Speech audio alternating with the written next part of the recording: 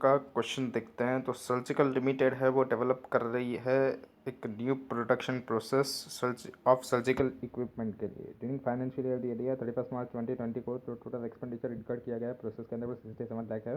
Production process जो criteria meet किया जाता है रिकॉग्नाइज करने के लिए इंटेंजिबल एसेट्स, वो कब हुआ है? 1 जनवरी 2020 को। तो एक्सपेंडिचर जो इनकर्ड किया गया है इस डेट तक, मतलब 1 जनवरी 2020 तक, वो 35 लैक्स है। तो 67 में से 35 लैक्स माइनस करेंगे तो जितना अमाउंट आएगा हमारा, वो हमारा कैपिटलाइज हो जाएगा। और जो एक्सपेंडिचर इनकट टिल डेट, मतलब 1 जनवरी 2020 तक जो एक्सपेंडिचर करा है उसको हम लोग को क्या करना पड़ेगा? प्रॉफिट एंड लॉस अकाउंट में बुक करना पड़ेगा। फर्दर एक्सपेंडिचर जो इनकट हो रहा है प्रोसेस के अंदर फाइनेंशियल 31 मार्च 2021 का वो दिया 105 लाख।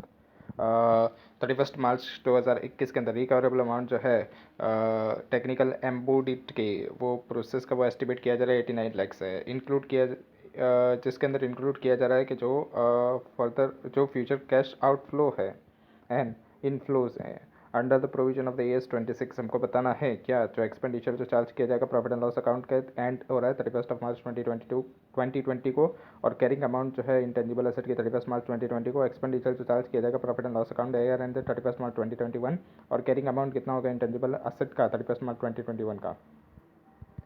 तो पहली रिक्वायरमेंट जो है जो एक्सपेंडिचर चार्ज करेंगे हम लोग प्रॉफिट एंड लॉस अकाउंट में फॉर द ईयर एंड 31/3/2020 वो कितना होगा? 35 लैक्स जो रिकॉग्नाइज करेंगे हम लोग एज एन एक्सपेंस। क्योंकि रिकॉग्नाइजेशन क्राइटेरिया मीट नहीं हो रहा था 1 जनवरी 2020 तक। तो जो एक्सपेंडिचर जो फॉर्म किया जाएगा part cost of the production process का, उसको रिकॉग्नाइज करेंगे एज एन इंटेंजिबल एसेट जो कि बैलेंस शीट में जाएगा।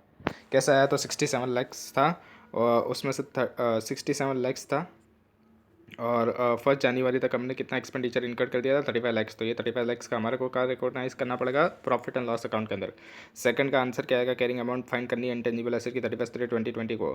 तो फाइनेंशियल ईयर जो एंड हो रहा है 31 मार्च 2020 को, जहाँ पर प्रोडक्शन प्रोसेस जो रिकॉग्नाइज किया जाता है, जहाँ पर carrying amount that is carrying amount जो इंटेंजिबल एसेट का है वो कितना होगा? तो 32 लैक्स जो एक्सपेंडिचर इनकर किया गया है सिंस द डेट जो रिकॉग्नाइज किया जाएगा क्राइटेरिया मीट हो गया है, इसलिए हम लोग इसको क्या कर देंगे? कैपिटलाइज कर देंगे। इसलिए यहाँ पर carrying amount of the value of the intangible asset 31/3/2020 की कितनी आएगी? 32 लाख कैसा है? तो 67 में से माइनस करेंगे 35 जो हमने P&L में चार्ज कर दिया था उसको माइनस कर देना है। तो हमारे पास आ जाएगा कि कितना हमारा इंटेंजिबल एसेट की कॉस्ट हो जाएगी। कितनी हमारी इंटेंजिबल एसेट की कॉस्ट हो जाएगी? क्योंकि यहाँ पे क्राइटेरिया मीट कब किया गया था? 1 जनवरी 2020 को क्राइटेरिया मीट किया गया था, इसलिए 32 लाख को हमको इंटेंजिबल एसेट की तरह ट्रीट करना पड़ेगा। जो थर्ड रिक्वायरमेंट है उसके अंदर क्या है? एक्सपेंडिचर जो चार्ज किया जाएगा प्रॉफिट एंड लॉस अकाउंट 31/3/2021 के अंदर। तो कैरिंग अमाउंट कितनी थी 31/3/2020 की? तो 32 लाख थी।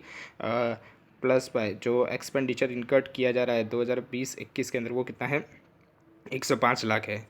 और तो टोटल देखेंगे तो कितना आएगा? बुक वैल्यू 137 लैक्स की आएगी, जिसमें से रिकवरेबल अमाउंट कितना है? तो हमारे को कैश फ्लोज कितना आ रहा है? 89 लैक्स के आ रहा है। तो हम कितना रिकॉर्ड कर सकते हैं? सिर्फ 89 लैक्स तक का ही रिकॉर्ड कर सकते हैं। तो बाकी का बचा वो क्या निकल गया हमारा? इम्पेयरमेंट लॉस हो जाएगा। वो 137 लाख का हमारा कॉस्ट लग गई है, जिसमें से रिकवरेबल अमाउंट सिर्फ 89 लाख ही है।